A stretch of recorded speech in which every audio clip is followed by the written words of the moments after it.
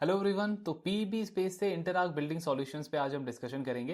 ये पूरा PEB space आप देखोगे तो Q2 में बहुत बस्ट था, मतलब पूरा मार्केट काफी बुलिश था इस पूरे थीम को लेकर के। हर एक स्टॉक्स को मार्केट भी रिवॉर्ड कर रहा था। अभी Q3 में बिल्कुल अपोजिट हो गया है, मतलब ऐसा लग रहा है पूरी इंडस्ट्री ही एक तरीके से डेड होने वाली है। सारे स्टॉक्स आप देखोगे मार्केट सबको पनिश कर रहा है। इंटरआर्क का भी जब रिजल्ट आया था उसके बाद मार्केट ने एक तरीके से रिवॉर्ड किया था, थोड़ा अपसाइड मूवमेंट हमको देखने को मिला था। लेकिन इनकी कमेंट्री के बाद, मैनेजमेंट के कॉन कॉल के बाद में चीजें बिल्कुल ही चेंज हो गई। तो स्टॉक इनका आई थिंक 26-2700 के लेवल्स पे था। अभी आप देखोगे 18-1900 के लेवल्स पे इनका स्टॉक ट्रेड कर रहा है। तो काफी सॉलिड करेक्शन हमको देखने को मिला इंटरआर्क के स्टॉक के अंदर। सो इसी पे डिस्कशन करेंगे कैसे इनके नंबर्स रहे हैं, मैनेजमेंट ने क्या एक्जैक्टली कमेंट्री दिया है, एंड पूरे पीईबी स्पेस के अंदर इंटरआर्क की किस तरीके की डील लगती है, ओवरऑल कैसी अपॉर्चुनिटी लगती है, सारी चीजें डिस्कस करेंगे। तो इंटरआर्क का बिजनेस मॉडल बहुत डिटेल में हमने लास्ट क्वार्टर में डिस्कस किया था कि कंपनी कैसे स्टार्ट हुई, क्या इनकी जर्नी रही है लास्ट 40 ईयर्स की। सो इनका जो पीईबी वाला बिजनेस है ना वो 2000 से इन्होंने स्टार्ट किया था, मतलब मोटा मोटा 25 ईयर्स हो गया कंपनी को पीईबी बिजनेस के अंदर। इससे पहले भी जैसे मैनेजमेंट का कहना है कि ये पूरा स्पेस आप देखोगे बिल्डिंग कंस्ट्रक्शन का, तो आपका जैसे मेटल की सीलिंग हो गया, रूफिंग हो गया, ये सब के अंदर जो भी इनोवेशन हुआ है, जो भी नई चीजें आई हैं इंडस्ट्री में, हम एक तरीके से उसमें लीडर रहे हैं। हुंडई से इनको सबसे पहले बड़ा ऑर्डर मिला था 25 करोड़ के आसपास का।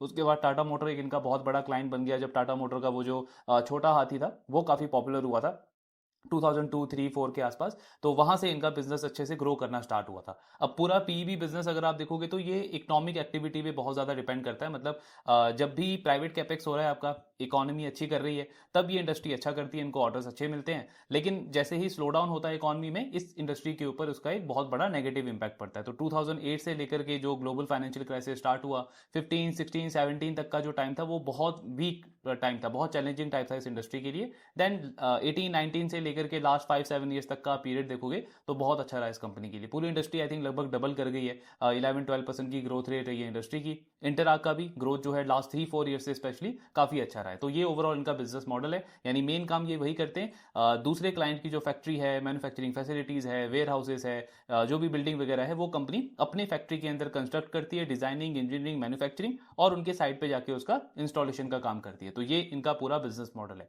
अभी Q3 में इनकी परफॉर्मेंस देखते हैं कि इन्होंने नंबर्स कैसे रिपोर्ट करें। सो रेवेन्यू बहुत सॉलिड रहा है कंपनी का, 44% की ग्रोथ है। एंड इस पूरे पीईबी स्पेस में इन्होंने इस क्वार्टर में सबको आउट परफॉर्म किया है। कोई भी आप प्लेयर देखो, सबसे बेटर नंबर्स इन्होंने रिपोर्ट करे हैं थर्ड क्वार्टर में। इसीलिए मार्केट ने इसको एकदम से रिवॉर्ड भी किया था जैसे इनके रिजल्ट्स आए थे। तो रेवेन्यू ग्रोथ है 44%, इबिटा वो भी आपका 44% से ग्रो किया है, एंड नेट प्रॉफिट में 33% की हमको ग्रोथ देखने को मिली है।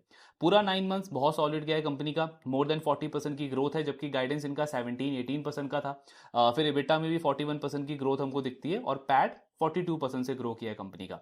ऑर्डर बुक इनका 1685 करोड़ है। अब ऑर्डर बुक अगर आप इनका लास्ट क्वार्टर से कंपेयर करोगे ना, तो अनलाइक ईपैक प्रीफैब जहां पे हमको हेल्दी ग्रोथ देखने को मिला उनके ऑर्डर बुक के अंदर, इनका ऑर्डर बुक आपको लगभग फ्लैट दिखेगा, हार्डली 2-3% के आसपास की ग्रोथ है। लेकिन उसका एक बड़ा रीजन है। तो इनका आप जैसे देखोगे इस पूरे पीरियड में 560 करोड़ का फ्रेश ऑर्डर आया है कंपनी के पास में। तो ऐसा नहीं है कि फ्रेश ऑर्डर नहीं आया, फ्रेश ऑर्डर आया है 560 करोड़ का।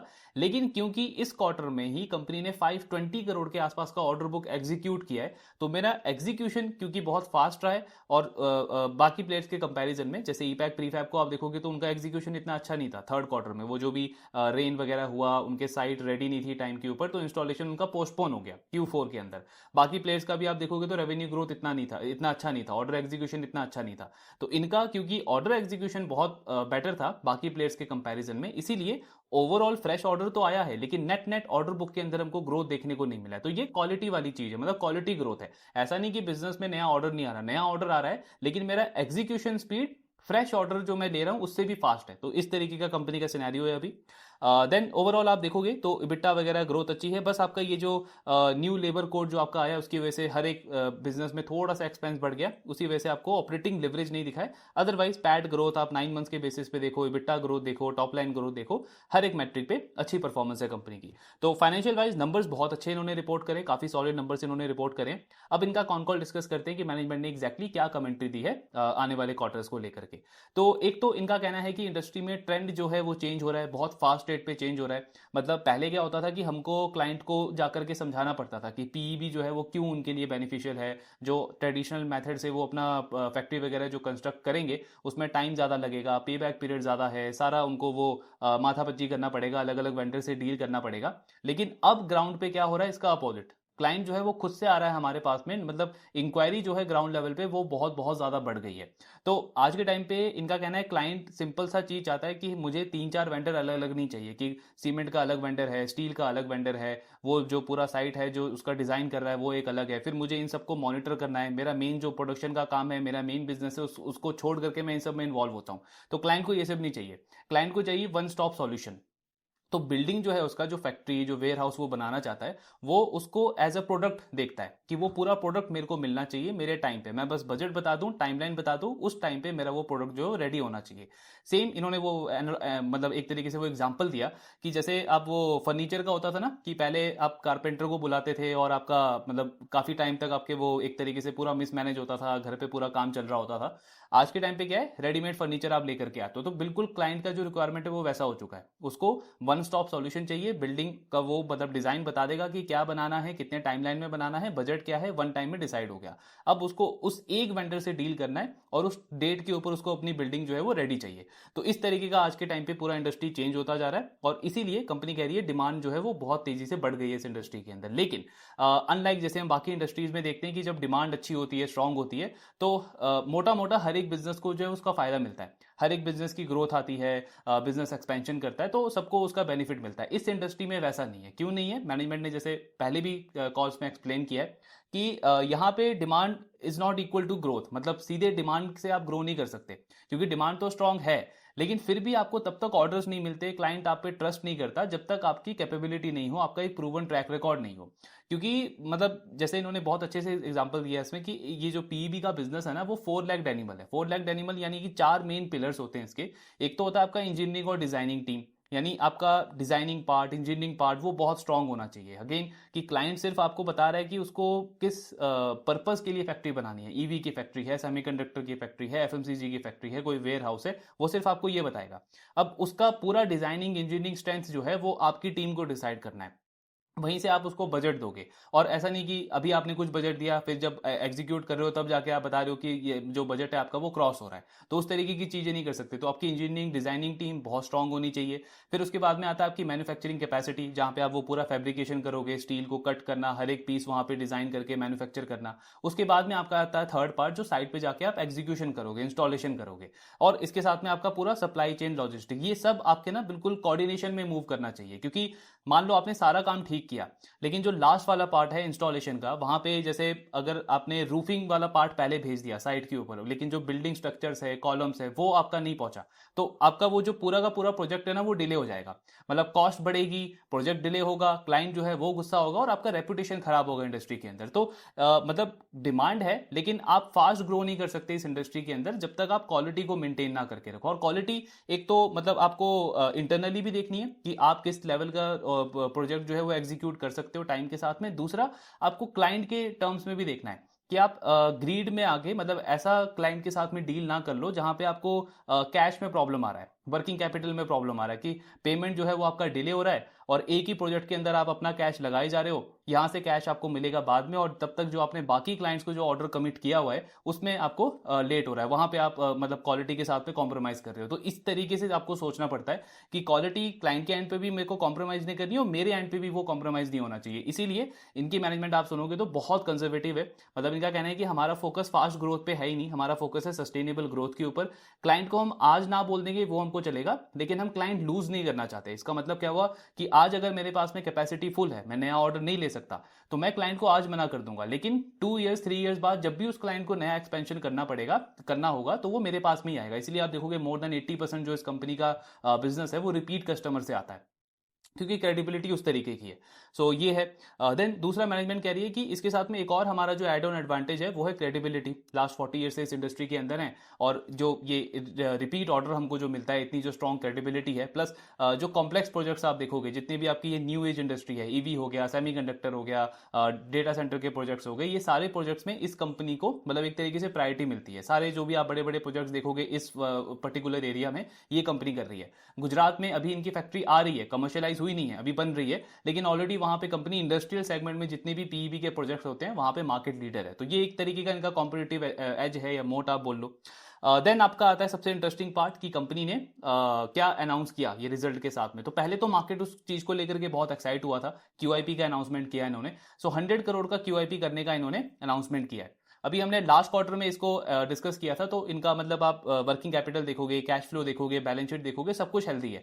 डेट भी कंपनी थोड़ा बहुत और ले सकती थी, डेट फ्री है लगभग बैलेंस शीट इनका, प्लस इंटरनल अक्रूवल भी कंपनी का अच्छा चल रहा है। तो जो इनका ओरिजिनल कैपेक्स का प्लान था ना FY27 के एंड तक, लगभग FY28 के मिड तक, आपकी वो गुजरात की पीईबी की फैसिलिटी हो गई, जो आंध्र प्रदेश में इनकी हैवी स्टील स्ट्रक्चर की फैसिलिटी आ रही है, उसके लिए कंपनी के पास में मतलब था वो कैश वगैरह, कंपनी खुद से आराम से कर सकती थी। लेकिन ये क्यूआईपी क्यों कर रहे हैं? तो क्यूआईपी का सबसे मेन पर्पज है कि कंपनी अपने कैपेक्स को ना प्रीपोन कर रही है। मतलब जो इन्होंने बताया ना अभी कि इतना स्ट्रॉन्ग डिमांड हम देख रहे हैं ग्राउंड लेवल के ऊपर, क्लाइंट्स खुद से आ रहे हैं, हमको इंक्वायरी वगैरह आ रही है बहुत ज़्यादा। प्लस अभी जो इनका ये पीईबी की कैपेसिटी आई थी Q2 के अंदर जो कमर्शियलाइज हुई थी, इनका कहना है उसका भी रैंप अप बहुत फास्ट हो रहा है, यूटिलाइजेशन बहुत फास्ट बढ़ रहा है। तो उसको देखते हुए हमको ऐसा लग रहा है कि अपॉर्चुनिटी है, डिमांड काफ़ी स्ट्रांग है। तो ये कैपेक्स जो हमारा 1 साल बाद लाइव होना था, उसको हम 1 साल पहले करने को देख रहे हैं, यानी कि प्रीपोन कर रहे हैं अपनी कैपेक्स को। इसीलिए कंपनी क्यूआईपी कर रही है 100 करोड़ की इस मार्केट के अंदर।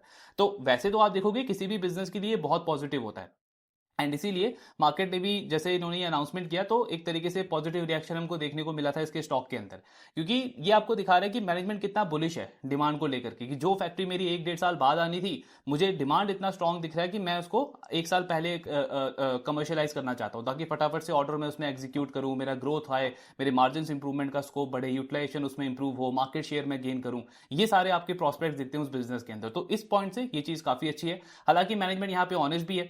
इनका कहना है कि जैसे अभी हमें डिमांड स्ट्रांग दिख रही है, तो उसके बेसिस पे हम ये कैपेक्स को प्रीपोन कर रहे हैं, अभी 1 साल पहले इसकी फैक्ट्री लेकर के आ रहे हैं। लेकिन इसमें कोई गारंटी नहीं है कि जब तक हमारी फैक्ट्री कमर्शियलाइज होनी स्टार्ट हो, हम उसका यूटिलाइजेशन बढ़ाने को देखें, तब भी क्या डिमांड इतनी स्ट्रांग रहेगी, ऑर्डर्स हमारे पास आएंगे नहीं आएंगे, इसकी कोई गारंटी नहीं है। और ये रिस्क हर एक बिजनेस के साथ में होता है। मतलब आप एक्सपेंशन तो यही सोच के करते हो कि डिमांड ऐसी ही रहेगी अगले 2 साल 3 साल तक, जब तक मेरी नई फैक्ट्री ना आ जाए। लेकिन अगर तब तक इंडस्ट्री स्लो हो गई, प्राइवेट कैपेक्स आपका स्लो हो गया, डिमांड उतनी स्ट्रांग नहीं रही, तो ये रिस्क भी है उन बिजनेसेस के साथ में। तो वो रिस्क है, मैनेजमेंट खुद ओपनली इस चीज को बोल रहा है कि कोई ऑर्डर कमिट नहीं किया है किसी क्लाइंट ने कि आप फैक्ट्री लाओगे तो हमारे पास में ये ऑर्डर है। लेकिन जो अभी क्लाइंट से डिस्कशन चल रहा है, ग्राउंड पे जो एक्टिविटी हम देख रहे हैं, कैपेक्स जो कंपनीज की तरफ से जिस तरीके से देख रहे हैं, उसको देखते हुए हमें लगता है अभी ये करना जरूरी है हमारे बिजनेस के लिए। और अगर चीजें सही रही तो हमारा यूटिलाइजेशन बढ़ेगा, जैसे अभी इनका जो ये सेकंड प्लांट आया है पीईबी का आंध्र प्रदेश के अंदर, उसके अंदर यूटिलाइजेशन बढ़ा है। तो ये इनका मेन एक तो जो इन्होंने पॉजिटिव अनाउंसमेंट किया। फिर इसके साथ में कंपनी का टोटल कैपेक्स मतलब टोटल कैपेसिटी कितनी हो जाएगी, तो by the end of FY27 सिर्फ पीईबी की अगर हम बात करें तो वो इनका टोटल कैपेसिटी हो जाएगा 2,40,000 का। गुजरात के अंदर जो आ रहा है वो कंपनी का लाइव हो जाएगा। और हैवी स्टील स्ट्रक्चर का जो पहले ये 24,000 की कैपेसिटी ला रहे थे, अब उसको कंपनी बढ़ा करके लगभग 40 से 45,000 का कर रही है, यानी लगभग डबल कर रही है। हैवी स्टील स्ट्रक्चर की कैपेसिटी को डबल क्यों कर रहे हैं? तो मैनेजमेंट का बोलना है कि मतलब अगर हमारी कैपेसिटी सिर्फ 20,000 टन की होती ना, तो 1 या 2 प्रोजेक्ट में हम लगभग फुल हो जाते। और फिर क्लाइंट जो है ना वो मतलब कोई इंटरेस्ट भी शो नहीं करते हमको फ्रेश ऑर्डर देने में, क्योंकि इतनी छोटी कैपेसिटी वाले प्लेयर को इंडस्ट्री में जो बाकी प्लेयर्स है वो बहुत छोटा स्मॉल कंसीडर करते हैं। तो मतलब ज्यादा ऑर्डर इनटेक आप एक्सपेक्ट नहीं कर सकते, वो बड़े क्लाइंट्स आप में ज्यादा इंटरेस्ट शो नहीं करते हैं। प्लस लॉन्ग टर्म रिलेशनशिप भी नहीं बनता है, वो तब बनता है जब आपकी कैपेसिटी बड़ी हो। तो इसीलिए इस कैपेसिटी को हम 40-45,000 तक लेके जाना चाह रहे हैं, ताकि बड़े क्लाइंट्स का हमारे साथ में इंटरेस्ट आए। और जैसे इन्होंने पीईबी बिजनेस में किया है, लॉन्ग टर्म ऑर्डर विजिबिलिटी मिलती है कंपनी को, बिजनेस विजिबिलिटी मिलता है, 40 80 मोर देन 80% रिपीट ऑर्डर आता है। वही सेम चीज रेप्लीकेट करने के लिए ये हैवी स्टील स्ट्रक्चर का भी अपनी कैपेसिटी डबल कर रहे हैं 40 से 45,000। फिर हैवी स्टील स्ट्रक्चर में आपकी मतलब चाइना से इंपोर्ट भी किया जाता है, इंडिया में लगभग 40-45% इंपोर्ट होता है। बट इनका कहना है कि वो एक तरीके का आपको रॉ मटेरियल प्रोवाइड कर रहा है, मतलब वो जो प्लेयर हैं वो आपको रॉ मटेरियल प्रोवाइड कर रहे हैं, स्टील स्ट्रक्चर प्रोवाइड कर रहे हैं। जो पूरा पीईबी सॉल्यूशन है, कंप्लीट पीईबी सॉल्यूशन, उसमें कंपटीशन नहीं है हमारा चाइनीज प्लेयर से, क्योंकि पीईबी मतलब वही है ना कि एक आप पूरा प्रोडक्ट एक तरीके से कंपनी को दे रहे हो, एक रॉ मटेरियल नहीं दे रहे, एक स्टील नहीं बेच रहे आप, पूरा पीईबी जो है सॉल्यूशन, एक बिल्डिंग, वो उस कंपनी को मतलब अपने क्लाइंट को प्रोवाइड कर रहे हो। उसके लिए आपको यहाँ पे लोकल फैक्ट्री चाहिए, यहाँ पे क्या आपके ये कौन से कोड फॉलो किए जाते हैं, हर एक सेक्टर के लिए अलग होता है, हर एक बिल्डिंग के लिए अलग होता है, हर एक बिल्डिंग अपने आप में अलग है हर एक इंडस्ट्री के अंदर। तो वो सारे आपकी कस्टमाइजेशन होती है, तो वहां पे कंपटीशन इंटेंसिटी कंपनी एक्सपेक्ट नहीं कर रही है। दूसरा जो आपके ये मतलब इंडिया में जो बड़े बड़े प्लेयर्स हैं, जैसे टाटा प्रोजेक्ट हो गया, L&T हो गया, इनसे भी कंपनी का कहना है कि इन्होंने पास्ट में एंटर किया था पीईवी स्पेस के अंदर, लेकिन मतलब बहुत जल्दी उन्होंने मूव आउट कर लिया, क्योंकि ये स्टैंडर्डाइज बिजनेस यहाँ पे नहीं चलता कि हर एक बिल्डिंग का आपने एक तरीके से एसओपी बना दिया और सेम सब में वो रिपीट मॉडल फॉलो हो रहा है। हर एक, जैसे विद इन इंडस्ट्री हमने पहले भी डिस्कस किया है कि एक फैक्ट्री दूसरे फैक्ट्री से बहुत अलग होती है, एक वेयर हाउस दूसरे वेयर हाउस से बिल्कुल अलग होगा, तो इसमें कस्टमाइजेशन चाहिए। और मतलब वही है कि बिल्कुल प्रिसीजन के साथ में आपको करना होता है, जो टाइमलाइन आपने दिया है 6 मंथ्स 9 मंथ्स 10 मंथ्स, उसके अंदर आपको वो डिलीवर करके देना पड़ता है। तो एग्जीक्यूशन हैवी बिजनेस है, इसीलिए जो बड़े क्लाइंट्स हैं जो आए थे पहले, उन्होंने भी मतलब मूव आउट कर लिया इस सेगमेंट से अंदर। कंपटीशन इंटेंसिटी है जो एग्जिस्टिंग पीईवी प्लेयर्स हैं, जैसे अभी लास्ट 1 1.5 साल में आप देखोगे तो ईपैक प्रीफैब हो गया, एमएनबी इंजीनियरिंग हो गया, ये सारे प्लेयर्स लिस्ट हुए हैं। प्लस अनलिस्टेड स्पेस में भी कंपनी का कहना है कि जो प्लेयर्स लास्ट 10 15 ईयर से एंटर मतलब इस इंडस्ट्री के अंदर ऑपरेट कर रहे हैं, उनसे कंपटीशन इंटेंसिटी है वहां पे, मतलब हमको दिख रहा है कि ठीक ठाक मार्केट में मोमेंटम चल रहा है। बट वहां पे भी इंटरैक्ट का वही कहना है कि हमारा जो मोट है, कॉम्पिटेटिव एज है, कि लॉन्ग टर्म रिलेशनशिप है क्लाइंट्स के साथ में, एंड मोर देन 40 ईयर्स की क्रेडिबिलिटी इंडस्ट्री में, जिसकी वजह से जो आपके कॉम्प्लेक्स प्रोजेक्ट्स होते हैं, डेटा सेंटर टाइप हो गया, सेमीकंडक्टर हो गया, ईवी हो गया, इसमें हमको प्रायोरिटी मिलती है। जो इन्होंने लास्ट कॉल में भी बताया था कि ये जो न्यू एज इंडस्ट्री है ना, इसमें इतनी इजीली किसी भी नए प्लेयर को एंट्री नहीं मिलती जब तक एटलीस्ट उनका एक प्रूवन ट्रैक रिकॉर्ड ना हो, 5 7 ईयर्स तक का एटलीस्ट उनका ट्रैक रिकॉर्ड ना हो इन सेगमेंट्स के अंदर, तब तक उनको एंट्री मिलती नहीं है। तो इंटरआर्क इसीलिए इस पूरे स्पेस में अगर आप देखोगे तो टियर 1 सप्लायर है, जो कंपनी का एक काफी स्ट्रॉन्ग पॉइंट है। फिर इनका मार्जिन वाला पार्ट अगर हम देखें, जो हमने ईपैक प्रीफैब में भी डिस्कस किया था, तो इनका कहना है कि स्टील प्राइसेस जिस साइकिल में मूव करते हैं ना इंडस्ट्री में, हर एक पीईवी प्लेयर को वो साइकिल पता होता है। जैसे जनवरी फरवरी मार्च में जनरली आपके प्राइसेस बढ़ते हैं, फिर बीच में 3 मंथ्स आता है जहां पे प्राइसेस स्टेबल होते हैं, एंड देन एक पीरियड होता है जहां पे आपके प्राइसेस थोड़े से करेक्ट होते हैं। तो ईपैक प्रीफैब की मैनेजमेंट ने भी यही बोला था कि अनलेस अगर प्राइसेस आपके मतलब बहुत सडनली ड्रॉप ना हो, जैसे आपका कोविड में हुआ था या रशिया यूक्रेन वॉर के टाइम पे हुआ था, जहां पे 30 40% का फॉल देखने को मिलता है प्राइसेस में, तब तक मार्जिन जो है वो प्रोटेक्ट होते हैं। तो इस कंपनी का मैनेजमेंट कैसे होता है, मतलब ये पूरे मार्जिन को लेकर के, तो एक तो ये इन्वेंट्री अपने 2 मंथ्स की रखते हैं। 2 मंथ्स की इन्वेंट्री का क्या होता है कि कुछ केसेस में, जैसे मान लो इन्होंने खरीदा सस्ते में जो स्टील है वो खरीदा सस्ते में इन्होंने, और जो प्रोजेक्ट एग्जीक्यूट हुआ है वो आपका हायर रेट पे हुआ है, तो रियलाइजेशन मार्जिन आपके बेटर हो जाएंगे। कुछ प्रोजेक्ट्स में क्या होगा कि आपने जब खरीदा था तब रेट उसके हाई थे, लेकिन जब तक आप एग्जीक्यूट करने के प्राइसेस आपके गिर गए, तो उन प्रोजेक्ट्स के अंदर आपका रियलाइजेशन मार्जिन वगैरह थोड़ा सा कम हो जाएगा, मतलब वो इवन आउट हो जाता है। और बाकी कंपनी क्या करती है, मतलब फिक्स प्राइसेस वैसे तो लेके चलते हैं, लेकिन अगर 30 40% प्राइस मूव करता है तो वहां पे इनका कहना है कि क्लाइंट जो है वो खुद से, मतलब क्योंकि पूरी इंडस्ट्री में सबके साथ हुआ ऐसा, तो क्लाइंट वहां पे कॉन्ट्रैक्ट को रीनेगोशिएट कराता है, तो मार्जिन वहां पे हमारे सेव हो जाते हैं। यानी कि 1 2 क्वार्टर में ऐसा देख सकता है कि मार्जिन कभी बढ़ गया कभी कम हो गया, लेकिन ट्रेलिंग 12 मंथ के बेसिस पे मार्जिन कंपनी का कहना है हमारे स्टेबल ही रहते हैं। देन कॉम्प्लेक्स प्रोजेक्ट्स के अंदर इनका मतलब ये एक तरीके का क्या बोलते हैं, वैलिडिटी या क्रेडिबिलिटी अगर आप देखोगे तो पास्ट में कंपनी ने काफी सारे प्रोजेक्ट्स एग्जीक्यूट किए हुए हैं। जैसे इनका कहना है नोएडा एनसीआर में आप देखोगे जो डेटा सेंटर के जो प्रोजेक्ट्स आए थे वो हमने एग्जीक्यूट किया था। मुंबई में 2 3 साल पहले यूएस की एक कंपनी है जिन्होंने डेटा सेंटर का प्रोजेक्ट लगाया था, तो वो हमने एग्जीक्यूट किया था। अभी करेंटली जो सानंद में गुजरात के अंदर आपका माइक्रोन का वो जो सेमीकंडक्टर का प्लांट आ रहा है वो ये कंपनी बना रही है। टाटा का जो लिथियम बैटरी का प्लांट है वो ये कंपनी बना रही है। फिर आसाम में टाटा इलेक्ट्रॉनिक का प्लांट आ रहा है वो ये कंपनी बना रही है। रिलायंस का वो जो जामनगर के अंदर प्लांट आ रहा है वो ये कंपनी बना रही है। प्लस वो बालकृष्णा टायर का जो सबसे बड़ा ऑर्डर मिला है पीवी इंडस्ट्री का मोर देन 300 करोड़ का, वो इस कंपनी को मिला है। तो एक तरीके से प्रूफ ऑफ वर्क है कि क्या क्रेडिबिलिटी है इस कंपनी की इस पूरे इंडस्ट्री के अंदर। एंड लास्ट आपका पॉइंट आता है ग्रोथ वाले पार्ट के ऊपर। सो यही सबसे इंटरेस्टिंग है। अभी इस साल तो इनका गाइडेंस था पहले 17 18%, उसको बढ़ा करके इन्होंने किया था 20% के आसपास का। लेकिन अभी आप 9 मंथ्स में देखोगे तो लगभग 1400 करोड़ रेवेन्यू इन्होंने कर दिया, यानी जितना पिछले पूरे साल में था उतना 9 मंथ्स में कंपनी ने कर दिया FY26 के अंदर। तो इस साल कंपनी कह रही है कि हम 30% या मोर देन 30% के रेट से ग्रो करेंगे, यानी लगभग 1900 करोड़ का रेवेन्यू हो जाएगा हमारा by the end of FY26। अब नेक्स्ट ईयर के लिए इनका ग्रोथ का गाइडेंस है 15% के आसपास का। तो इस तरीके से आप देखोगे तो 30 32% का ग्रोथ नेक्स्ट ईयर आपका सिर्फ 15% का हो जाएगा, यानी ग्रोथ एकदम से काफी घट गया। एंड ये एक रीजन हो सकता है कि जिसकी वजह से मार्केट ने इसके स्टॉक को पनिश किया या करेक्शन हमको देखने को मिला।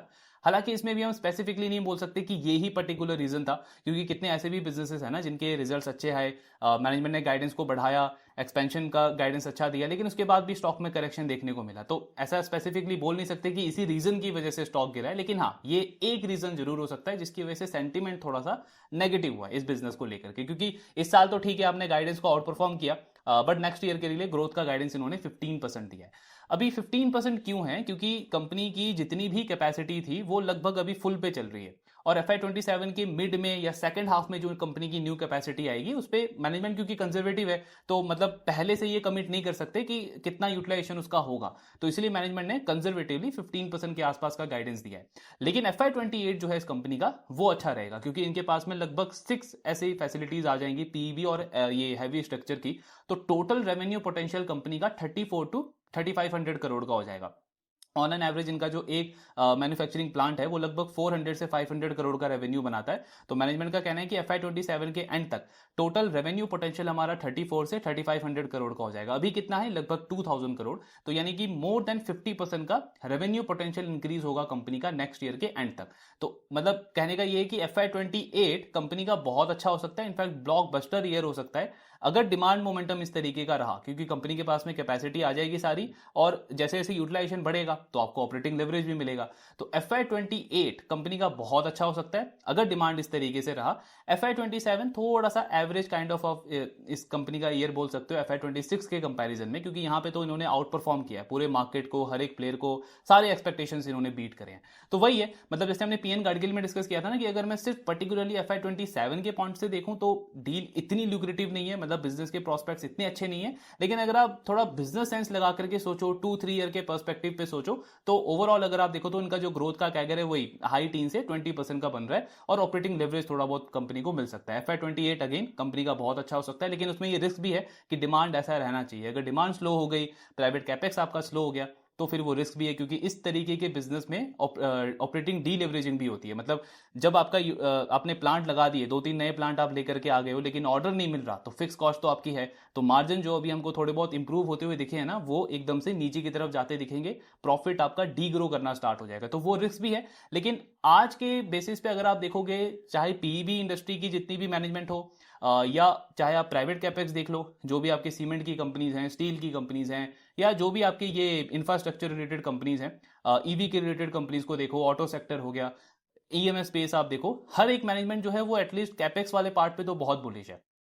अगला 3-4 साल जो है गवर्नमेंट की तरफ से पुश है, प्राइवेट प्लेयर्स की तरफ से पुश है, तो कैपेक्स का साइकिल, प्राइवेट कैपेक्स का साइकिल एटलीस्ट 3-4 साल के लिए तो काफी स्ट्रांग लगता है। और अगर वो ट्रेंड रहा तो इस कंपनी की प्रोबेबिलिटी आज के टाइम पे ज्यादा अच्छी लगती है कि कंपनी अच्छा कर लेगी। लेकिन हाँ, वो हमको ट्रैक करना है। अगर तो इनका वैल्यूएशन अभी भी वही होता, मान लो स्टॉक वही 26-27 के आसपास ट्रेड कर रहा होता, तब मतलब ऑफकोर्स वो क्या बोलते हैं, अवॉइड करने वाली डील होती, वहां पे कॉशियस थोड़ा सा ज्यादा होता। लेकिन अभी मार्केट ने पनिश ऑलरेडी कर दिया इसके स्टॉक को। करंट पी आप देखोगे 22 का है, और जब इनका Q4 का रिजल्ट आएगा तो 19-20 के आसपास का इनका पी हो जाएगा FY26 का। तो उसके ऊपर कंपनी नेक्स्ट ईयर 15% के आसपास का ग्रोथ बोल रही है। अगर चीजें अच्छी चली तो 20% भी डिलीवर कर सकते हैं, लेकिन कंजर्वेटिवली हमें 15% अज्यूम करके चलना चाहिए FY27 का। तो अगर उसके अकॉर्डिंग मैं देखूं, अगर मुझे पीबी स्पेस में इंटरेस्ट है, जैसे मुझे पर्सनली ये स्पेस अच्छा लगता है, लेकिन मैं इसमें इतना बुलिश नहीं हो सकता जितना मैं रिटेल स्पेस को लेकर के हूं, रिटेल ज्वेलरी स्पेस को लेकर के हूं, या बैंकिंग एनबीएफसी स्पेस को लेकर के हूं, क्योंकि इस इंडस्ट्री में ना अपॉर्चुनिटी तो है, ग्रोथ अच्छा रहेगा इस इंडस्ट्री का, लेकिन एग्जीक्यूशन हैवी इंडस्ट्री है। तो मतलब एक तरीके से अच्छा भी है कि एंट्री बैरियर है, इतनी इजीली बाहर के प्लेयर आकर के डिस्टर्ब नहीं कर सकते। लेकिन दूसरे साइड पे ये भी है कि एग्जिस्टिंग प्लेयर भी ना बहुत फास्ट रेट पे एकदम से ग्रो नहीं कर सकते, क्योंकि वो सारे पार्ट्स पे आपको सोचना पड़ता है। तो थोड़ा सा एग्जीक्यूशन हैवी बिजनेस है। इंटरआर्क मुझे इसीलिए एक्चुअली इस पूरे स्पेस में पहले भी अच्छा लगता था, अभी भी अच्छा लगता है, क्योंकि इनका ट्रैक रिकॉर्ड आप देखो, मैनेजमेंट की कमेंट्री सुनो, बहुत कंजर्वेटिव है। इनका फोकस रहता है सस्टेनेबल ग्रोथ के ऊपर, कि क्लाइंट लॉस नहीं होना चाहिए। क्रेडिबिलिटी मार्केट में ऑलरेडी इनकी स्ट्रांग है। जितने भी आपके ये जो न्यू एज इंडस्ट्री है, जिसका मेन प्राइवेट कैपेक्स आपका साइकिल चल रहा है अगले 3-4 साल, वहां पे इस कंपनी का अपर हैंड है, मार्केट शेयर बहुत स्ट्रांग है इनका। तो उस पार्ट पे इंटरआर्क मुझे अच्छा प्ले लगता है, मतलब यहां से मैं स्टैगर्ड वे में इसको प्ले कर सकता हूं। बाकी डिपेंड करता है, अगर मुझे दिखेगा कल को प्राइवेट कैपेक्स साइकिल आपका स्लो हो रहा है, एक्सपेंशन डिमांड वगैरह थोड़ी सी स्लो हो रही है, तब तो ऑफकोर्स मतलब वहां पे फिर अवॉइड करना है। लेकिन अभी जैसी जिस तरीके की विजिबिलिटी है इंडस्ट्री की डिमांड वाइज, तो उसके अकॉर्डिंग अगर पूरे पीबी स्पेस में मुझे देखना है तो इंटरआर्क जो है वो एक बेटर डील लगता है। बाकी ट्रैकिंग इसका कंटिन्यू रखेंगे। आपके जो भी डाउट्स हैं शेयर करते रहिए। Thank you very much.